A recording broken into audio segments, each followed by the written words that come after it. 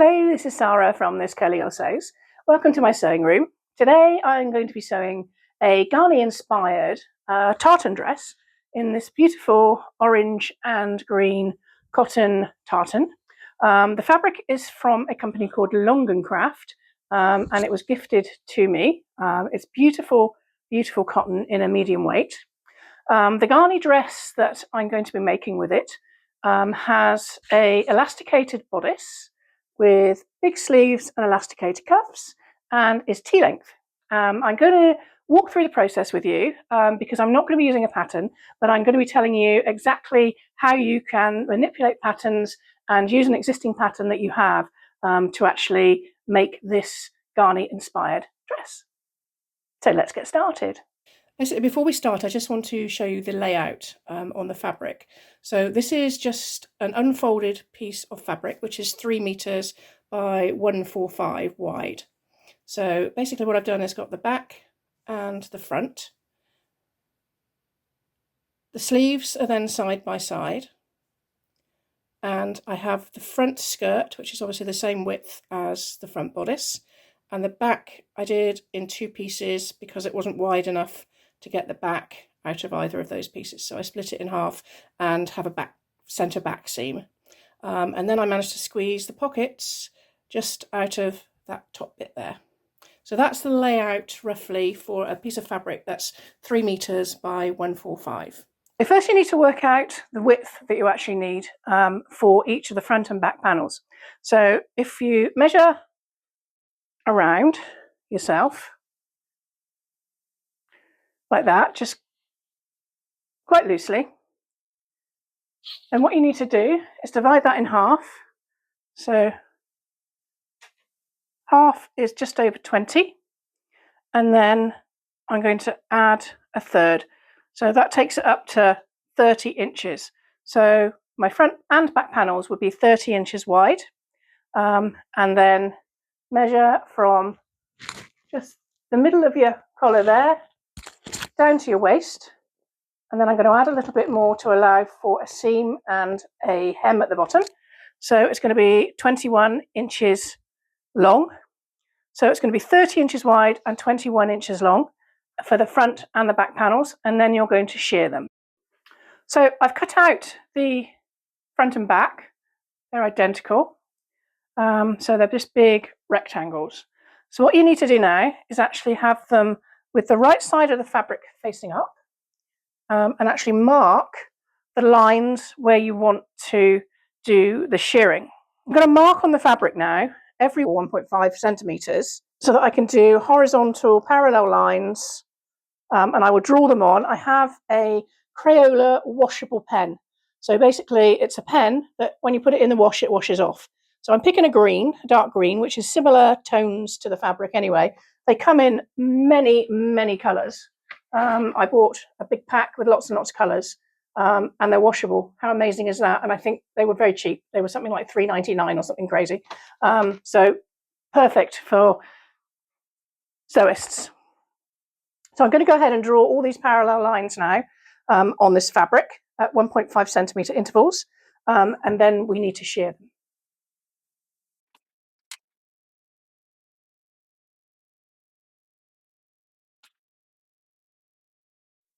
So what you need to do now is get your shearing elastic, which is basically elastic, stretchy, that looks like thread. It's quite thin, it's thicker than thread, but it's quite thin.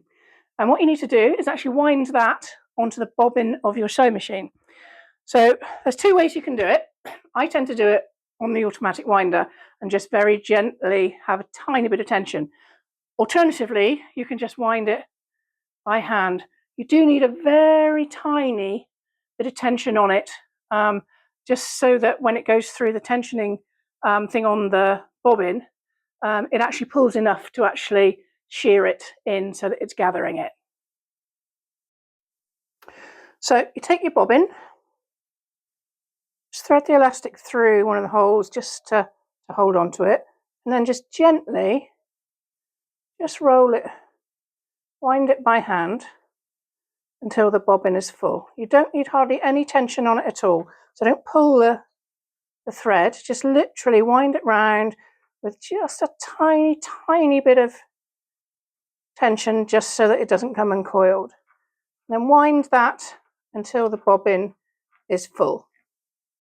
So once the bobbin is full, then you need to put it in the bobbin case. I'm using this old mechanical machine because I just find it a lot easier to tension the bobbin. So cut that tail off, put that in as normal, and then what you need to do is actually just bounce that. See, that's too tight, that's not coming out at all. So I just need to loosen that screw on there. Just need to loosen that little screw just to make the bobbin less tight. So now I'm just putting a screwdriver in there. Just loosen it very slightly. So quarter of a turn and have a go again. Still not coming out.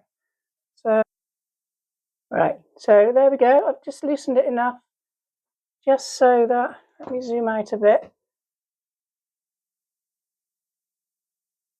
Just so that that just unravels very, very slightly each time I bounce it.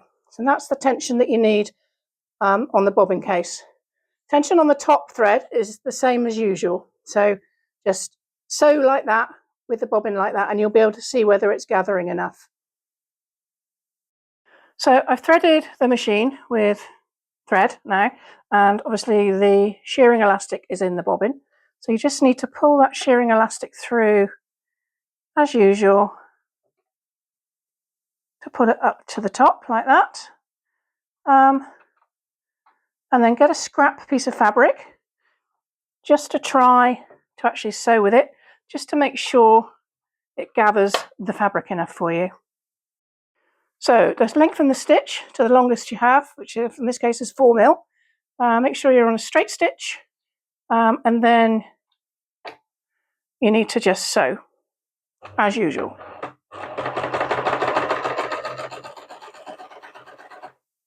So I've sewn that now. Let's have a look and see. There we go. That's gathered that very nicely. So when you do a few rows like that, that'll come tighter, and that will look really, really good. So I can get on and sew all the stripes now.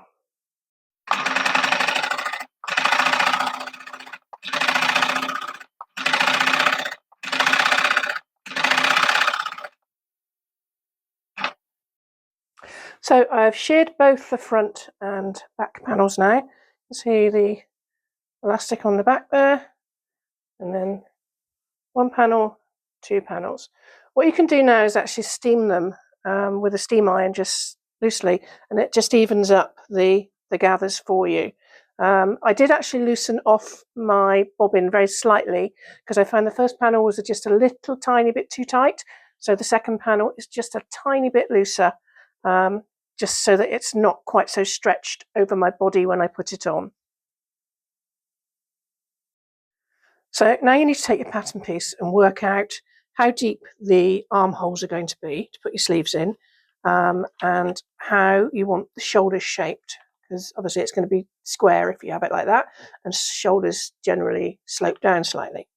So don't stretch it out or anything at the moment, just put it on the edge so that you can mark where the bottom of the armhole is and where the top of the shoulder is.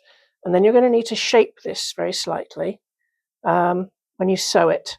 What I wouldn't do is cut it, because if you cut it, you're going to end up with obviously the elastic pinging back through, so you're going to lose your elastic. So mark both sides. So shoulder there, and then the armhole there. And do the same on the back. And then you can pin the sides together, and then you can work out how you want to do the top.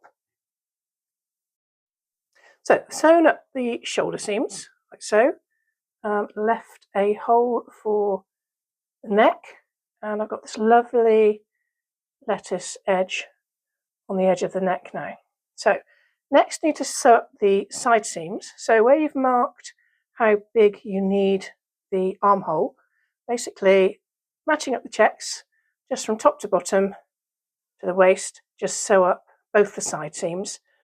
So I've cut the sleeves out and they're pretty big, but as you can see, the fabric's quite drapey. So what I want to do is actually add some of this organza with a little bit of net inside, just in the sleeve head, which I've made slightly higher because I want to have that exaggerated puff at the top of the sleeve, and then it obviously goes into the elasticated cuff at the bottom. So what I'm going to do with this organza is actually cut enough to go between the notches, which is where the gathers are going to be, and I'm going to make it slightly shaped. So it basically encompasses most of the top of the head of the sleeve. So I'm going to do a double layer of this, and then I'm going to sandwich in between a little bit of this net, just to give it a little bit more body in the organza. So if I measure down from the sleeve head to the actual where the notches are for the gathers, it's about 15 centimetres. So if I cut the organza 30 centimetres wide and then double it over, actually no, I go a little bit more because I want the volume. So if we go 36 or 38 centimetres wide and then fold it over, it's going to have the volume then to give this the head the puff. And then I shape it round, obviously the shape of the sleeve, and then gather the whole lot so that the organza is gathered with the net inside as well. So I'm just going to pin the organza now into the shape of the sleeve head. So pin it all the way around. And the stitches you're going to use are going to be the basting stitches because they're going to be used for your gathering stitches as well. So you gather the organza as well as the actual fabric. And before I stitch it, I'm actually just going to put some of the net inside as well, just to give it a little bit more oomph without having any harsh lines. It should keep it quite soft. So we just need a little bit of this net.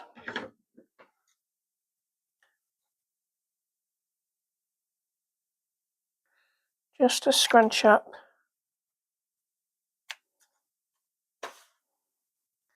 inside the organza, just to make it have a little bit more oomph. So just want to scrunch that up in there, just to make sure the organza doesn't stay flat.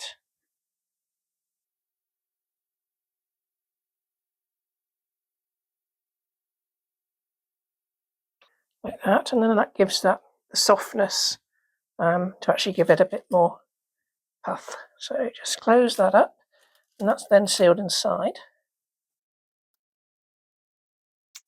So that will then give your sleeve the oomph when that's all gathered in. So what you need to do is just sew that around there now, and then gather the sleeve head. So once you've stitched around there with the basting stitches, I'm just going to trim off the excess of the organza, just so that it matches up with the head of the sleeve. I'll just trim around the edge there. Then that allows you to be able to gather the basting stitches in, to gather the head of the sleeve to match the armhole that you should already measured. You can see I've set the sleeve in now into the bodice, and I've overlocked the seam where I've set the sleeve in. You can see the organza is lovely and soft with the net inside, and it's making a perfect little pouch just to for the sleeve to actually go over. I'll just turn it in the right way so that you can just see how lovely the sleeve actually is formed, and it just gives it a little bit more oomph. So the sleeve is now beautifully puffed with no harsh lines. It's just like a lovely ball. Next, you need to gather the cuffs in. You can see I've already sheared one cuff.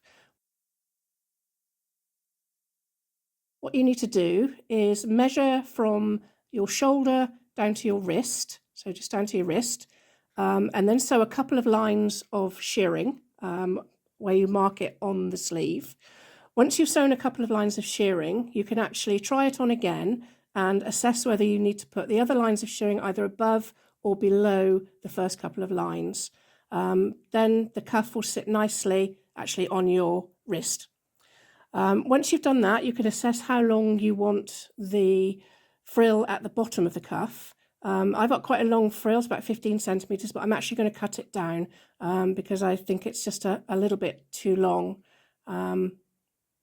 So I'm going to cut it off and then hem it a little bit shorter.